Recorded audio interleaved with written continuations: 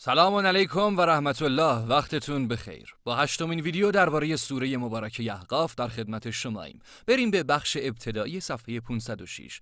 ابتدا طبق معمول یه نگاه کلی به آیات این بخش میندازیم. امروز به فضل الله به آخرین مستطیل این نمودار میرسیم و آیات 29 تا 35 رو بررسی میکنیم. داستان اجنه‌ای که قرآن رو شنیدند و ایمان آوردند و همچنین پایان سوره که به قدرت الله بر رستاخیز تاکید داره و پیامبر صلی الله علیه و سلم رو به صبری مثل صبر پیامبران اولوالعزم فرمان میده. بریم سراغ حقوق ششگانه. حق اول شنیدنه، یعنی این بخش رو از یک استاد بشنوین، همونطور که قبلا توضیح دادیم. حق دوم خوندنه، یعنی این تفسیر رو با یک استاد بخونید، همونطور که قبلا بهش پرداختیم. حق سوم فهمیدنه.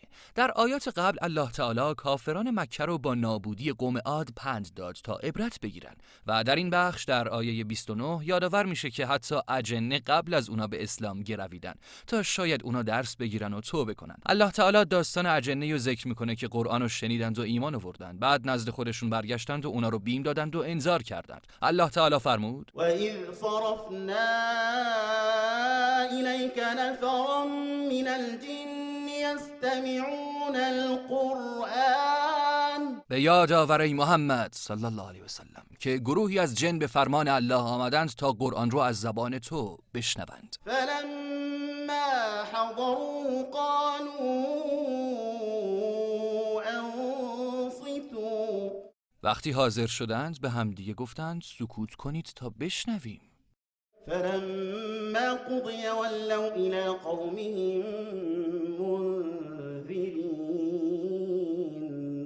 و هنگامی که پیامبر صلی الله علیه و سلم از تلاوت قرآن فارغ شد، اونا به سوی قوم خودشون برگشتن و قومشون رو در صورتی که ایمان نیارن از عذاب الله بیم دادن. خب بعد از اینکه در آیه 29 به سوی قوم خودشون رفتند و به اونا هشدار دادند، در آیه 30 محتوای حرفشون بیان شد، یعنی محتوای هشدارشون. قالوا يا قومنا إنا سمعنا كتابا أنزل من بعد موسى مصدقا لما بين يديه يهدي إلى الحق. اون اجنه به قوم خودشون گفتند ای قوم ما کتابی شنیدیم که پس از تورات موسی علیه السلام نازل شده و هماهنگ و تصدیق کننده کتاب‌های پیشینه. يهدي إلى الحق وإلى طريق مستقيم. این قرآن به سوی حق هدایت میکنه و ما رو به راه راست میبره، راهی بی انحراف که انسانو به الله و بهشت میرسونه. بعد از اینکه اجنه در آیه 30 گفتن که این کتاب ما رو به حق و صراط مستقیم هدایت میکنه، در آیه 31 قوم خودشونو به ایمان فراخوندند. یا قومنا اجیبوا داعی الله و آمنوا به یغفر لكم من ذنوبكم. ای قوم ما، دعوت محمد رو بپذیرین، پیامبری که شما رو به الله و یکتاپرستی دعوت میکنه، به اون ایمان بیارین. بسیار خوب، اگه ما به این پیامبر ایمان بیاریم چه اتفاقی برامون میفته؟ یغفر لكم من ذنوبكم و یجركم من عذاب الیم. به او ایمان بیارین تا الله تعالی گناهان شما رو ببخشه و شما رو مؤاخذه نکنه و ازتون بازخواست نخواد و همچنین شما رو از عذابی سخت و دردناک حفظ کنه. بعد از این دعوت همراه با ترغیب، در آیه 32 هشدار و تهدید میاد. ومن لا يجب داعي الله فليس بمعجز في الأرض وليس له من دونه أولياء. هر کس دعوت پیامبر صلی الله علیه و سلم رو به ایمان و اطاعت نپذیره، نمیتونه از دسترس خدا فرار کنه یا اونو عاجز کنه. اگه خدا بخواد اونو عقوبت و مجازات کنه، در قبضه و سلطه اونه. چنین کسی هیچ یاوری جز الله نداره که اونو از عذاب الهی باز داره یا حمایت کنه. اولئک فی ضلال مبین. اونایی که از اجابت دعوت حق سرباز میزنن در گمراهی آشکار به سر میبرن. حق چهارم تدبر. برگردیم به آیه 29 جایی که الله تعالی فرمود وَإِذْ صَرَفْنَا إِلَيْكَ نَفَرًا مِنَ الْجِنِّ يَسْتَمِعُونَ الْقُرْآنَ. قرآن بخون و صداتو بلند کن. شاید فرشتگان یا جنیان به اون گوش کنن و در نتیجه پاداشت بیشتر بشه. بریم ادامه آیه رو گوش کنیم. فَلَمَّا حَضَرُوهُ قَالُوا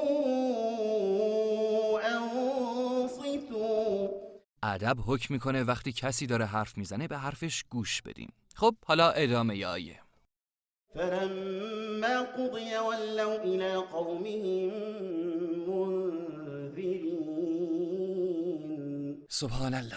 حجت به زبونشون رسونده شد و اونا شتابان به سوی قوم خودشون برگشتن تا اونا رو بین بدن. این علمی بود که با عمل و دعوت همراه شد. پس ای اهل قرآن شما آموختین، پس بر شماست که اونا رو به دیگران برسونین. حالا میرسیم به آیه 31. الله تعالی میفرماید یا قومنا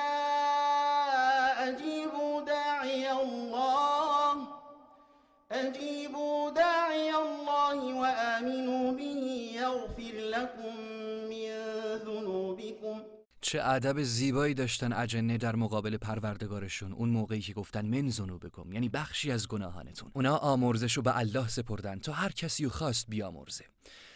حالا خوندن متوقف میکنیم و از الله تعالی میخوایم که ما رو هم بیامرزه. حق پنجم عمل به آیات. عمل به آیه 29 باعث میشه قرآن با صدای بلند بخونیم. شاید فرشتگان یا جنیان بشنون و با این کار ثواب بیشتری ببریم. باعث میشه قرآن رو با خشوع و تدبر بشنویم، همون جوری که اونا گوش میدادن.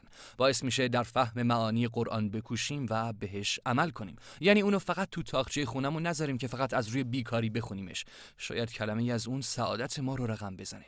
عمل به این آیه باعث میشه همدیگه رو به ادب در برابر قرآن عادت بدیم و وقتی قرآن داره تلاوت میشه کار دیگه ای نکنیم. همچنین باعث میشه با اون چه از قرآن یاد گرفتیم مردم رو به الله دعوت کنیم.